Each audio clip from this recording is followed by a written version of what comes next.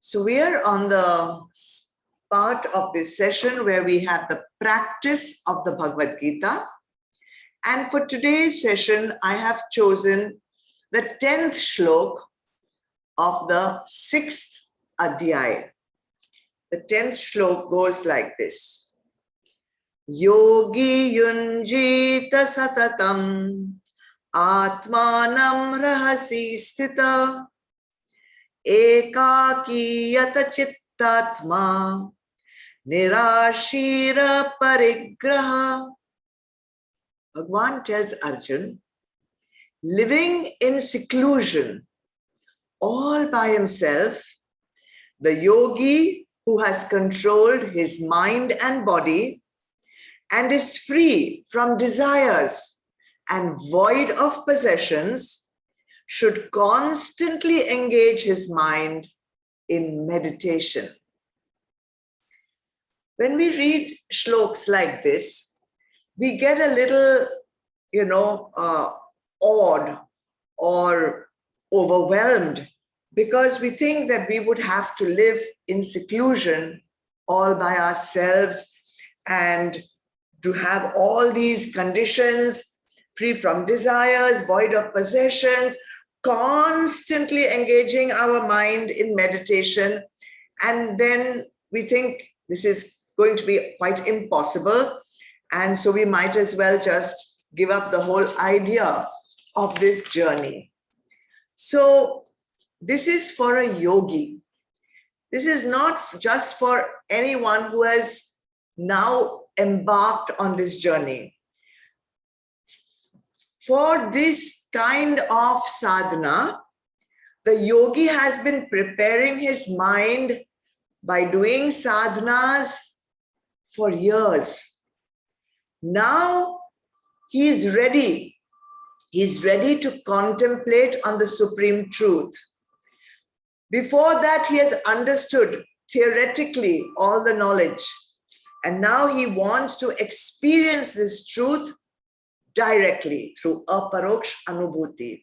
So here we are not talking about someone who has just started this journey. We're talking about someone who has been preparing all their life, because sadhana is a lifelong practice. And sometimes it may take years to perfect it. So let's see how we can go step by step, baby step by baby step, to reach the state of a yogi. The first condition that Bhagwan talks about is living in seclusion.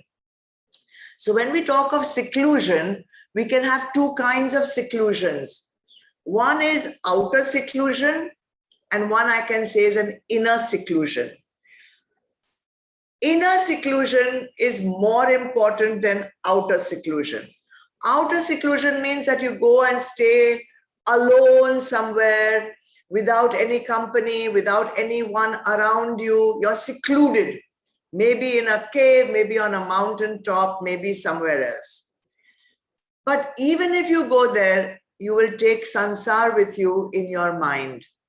So inner seclusion is what we want, to keep this mind shant, to keep this mind quiet, to keep this mind still.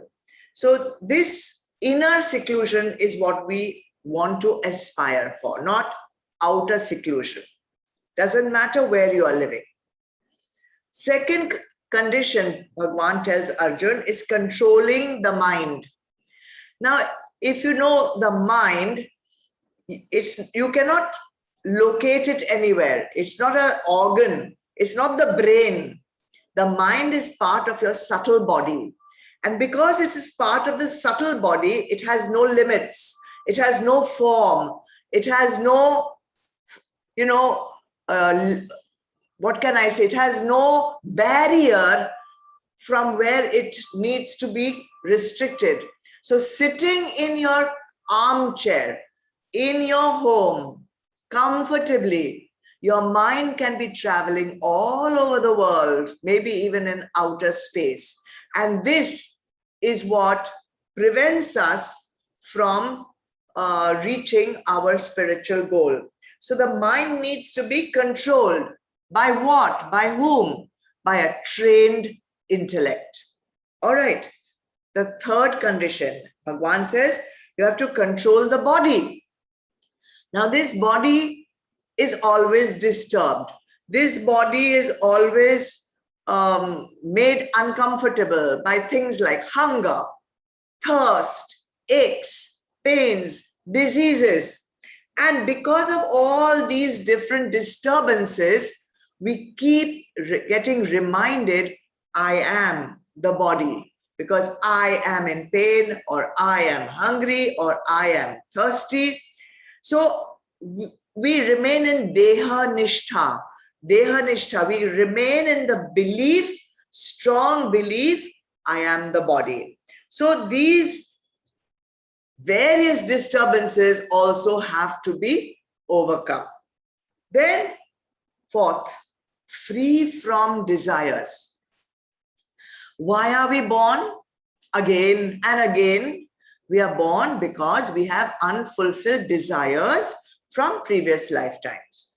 So we get born, and when we get born, we try to fulfill those desires. Now, when we fulfill the desires, unfortunately, instead of the desire going away, when we fulfill the desire, we only strengthen them. And in the bargain, we also create new desires. And this keeps us rotating in the never-ending cycle of life and death. You cannot be a yogi when all this is going on. And the fifth condition is void of possessions.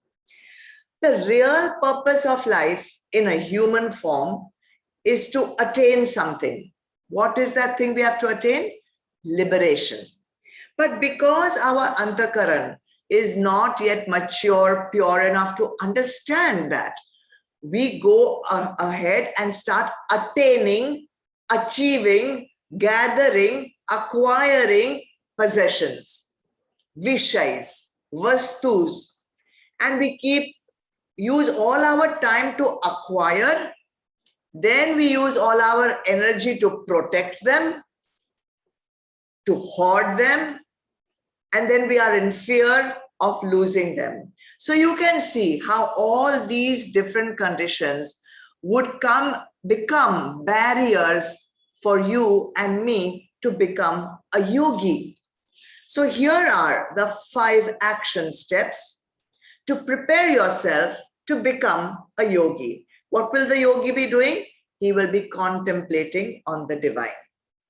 So first was living in seclusion. Doesn't matter where you are living physically. What is important is for you to evict this rent-free sansar which is occupying the mind and make space for Bhagwan to enter. If sansar is there, Bhagwan cannot enter. Bhagwan cannot reside in that space. So, which sadhana would you do? Detach, attach. Detach, remove sansar, attach to Bhagwan through Nam Smaran. That's the first sadhana. Then you have to control the mind. How are you going to control the mind? Every time you find the mind wandering around somewhere, going on its journeys away from the goal, bring it back through 100% awareness.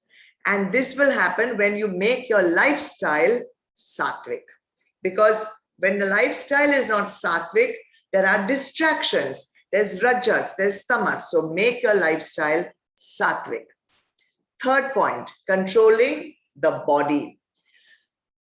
So what is disturbing the body? Aches, pains, hunger, thirst, etc., disease. So the sadhana for that is to develop titiksha.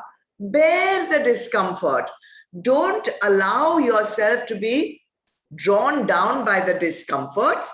Maintain a sattvic diet.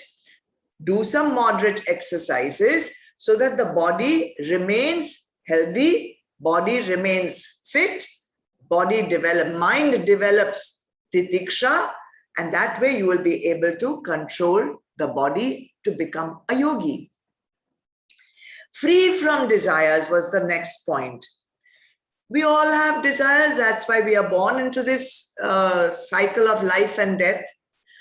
So sublimate your desires. When you have a desire for a Vishay, understand that your desire for the Vishay is happening only because you don't understand that the basic one desire we have is for Sat, Chit, Anand. All our desires are basically desires for existence, Sat. Desire for knowledge, Chit. Desire for happiness, Anand.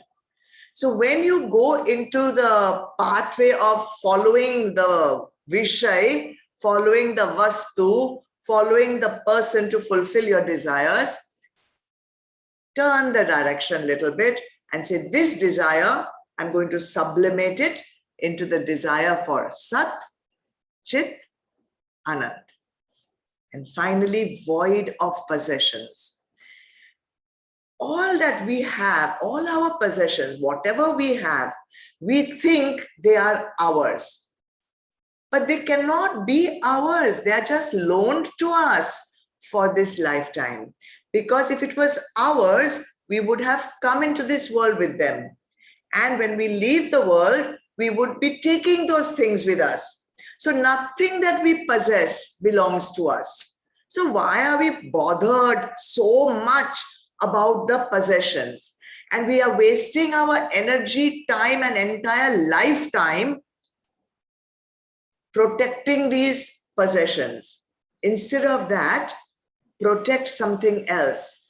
Protect your sadguns, protect your sadhanas, protect your gyan, protect your bhakti, pursue those things.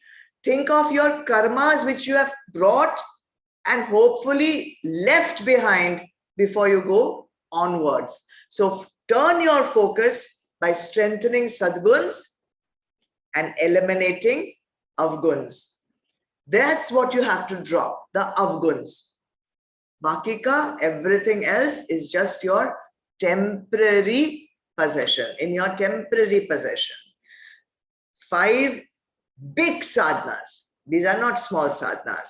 And that is why I say it will take a lifetime to perfect. But you have this lifetime. Use it wisely and become a yogi so that you can move on to higher and higher existences. All right, more tomorrow.